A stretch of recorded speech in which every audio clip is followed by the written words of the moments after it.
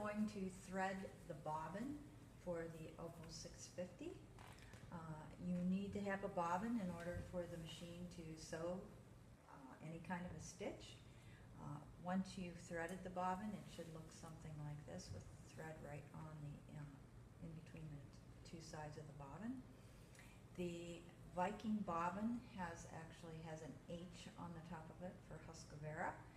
That needs to always be face up when you wind your bobbin.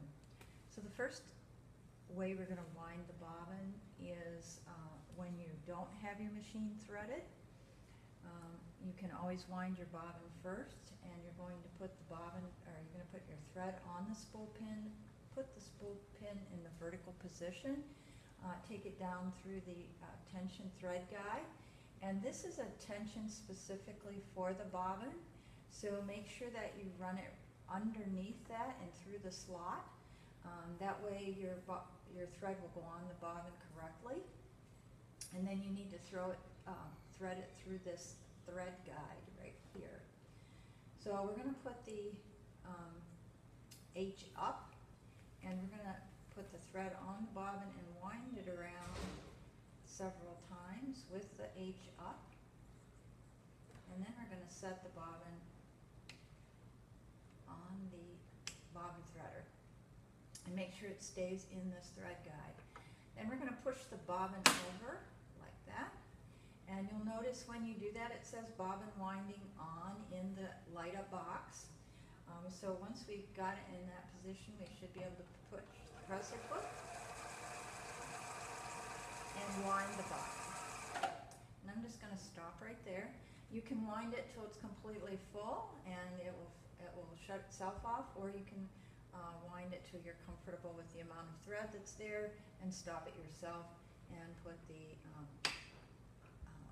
bobbin thread back into position. And I'm just going to cut that, and then I can lift the bobbin off once I've got the thread on it. The other way to actually thread the bobbin, and that's one of the nice things about this machine, you can actually thread your bobbin. If you run out of thread while you're sewing, you can thread your machine,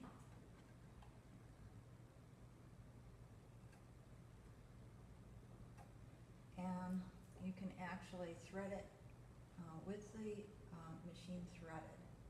Now, the only thing with this, in order to do this, you have to switch to a metal foot. So I'm going to take this plastic foot off, and I'm going to put my metal foot on. So if you're using a plastic foot, the best way to do it is the first method I showed you. If you have a metal foot, or you want to or you want to keep a metal foot available so you can do this, this is the other way you can do it. So my machine's threaded.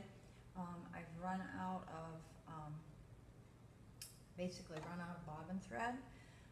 So I'm going to take my thread, run it underneath the metal presser foot. This way I won't snap off the foot. If you try and do it with the plastic, you might break either the needle or the foot itself. When you do it this way, you don't need to go through this tension because you're using the tension in the threading. And again, we're going to put the H out on the bobbin,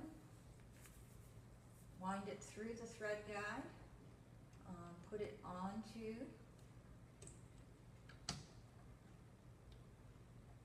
bobbin threader.